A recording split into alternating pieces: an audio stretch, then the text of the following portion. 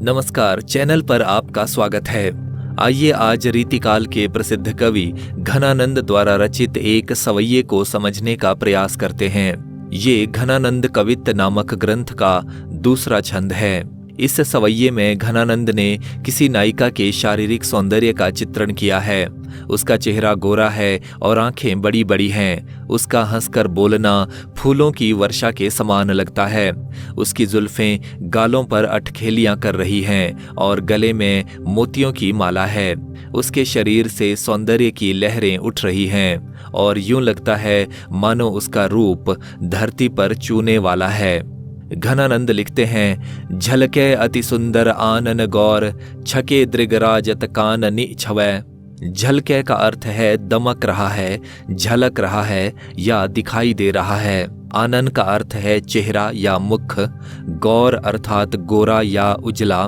छके दृग अर्थात यौवन की मस्ती से भरी हुई आंखें। राजत यानी सुशोभित हैं। काननी छवै यानी कानों को छू रही हैं। झलके अति सुंदर आनन गौर।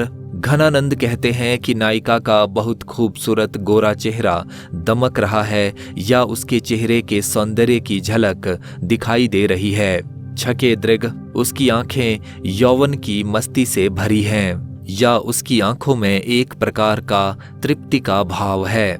राजत काननी छवै नायिका की आंखें कानों को छूकर सुशोभित हो रही हैं, यानी नायिका की आंखें बहुत बड़ी बड़ी हैं और ऐसा प्रतीत हो रहा है कि मानो आंखों के छोर कानों को स्पर्श कर रहे हैं। इस पंक्ति को पढ़ते हुए हमारे समक्ष नायिका का सुंदर चेहरा और उसकी आंखें साकार होने लगती हैं। इसलिए यहाँ पर दृश्य बिंब की योजना है। हंसी बोलन में छवि फूलन की, वर्षा उर ऊपर जाती है हवै। छवि फूलन से तात्पर्य है सुंदरता रूपी फूल। उर अर्थात छाती।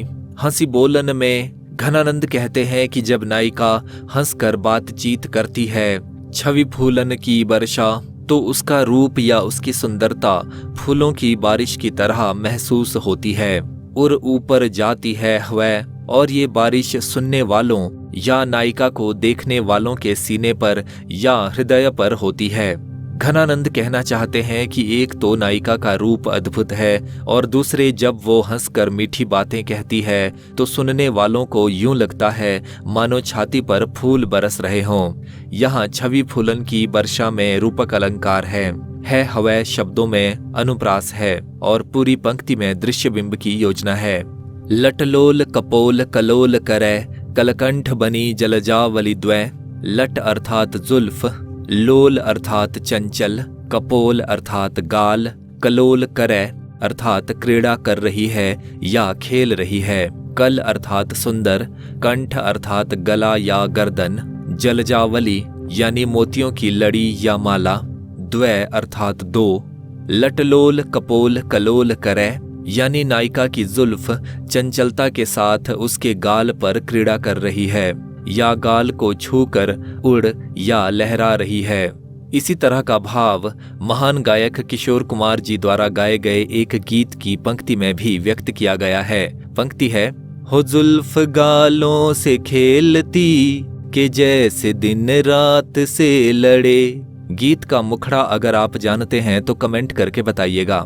कलकंठ बनी जलजावली द्वै नायिका के गले में मोतियों की दो लड़ियां या दो मालाएं पड़ी हैं जो बहुत सुंदर लग रही हैं। यहाँ पर कलोल करे शब्दों को जुल्फ के साथ साथ मोतियों की लड़ियों से भी जोड़ा जा सकता है, यानी जैसे जुल्फ गाल पर क्रीड़ा कर रही है वैसे ही मोतियों की लड़ियां भी गले में हिल रही हैं और सुंदर लग रही हैं। यहाँ पर कपोल कलोल शब्दों में पद मैत्री है और पूरी पंक्ति में ल तथा क की आवृत्ति के कारण अनुप्रास अलंकार है। अंग अंग तरंग उठे दुति की, परिहै मनौ रूप अबै धर च्वै।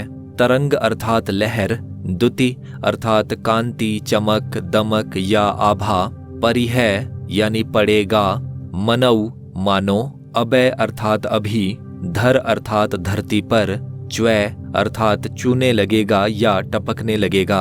अंग अंग तरंग उठै दुति की। घनानंद कहते हैं कि नायिका के शरीर के हर अंग से कांति या आभा की लहरें उठती हुई प्रतीत हो रही हैं। परिह मनो रूप अभय धर च्वै।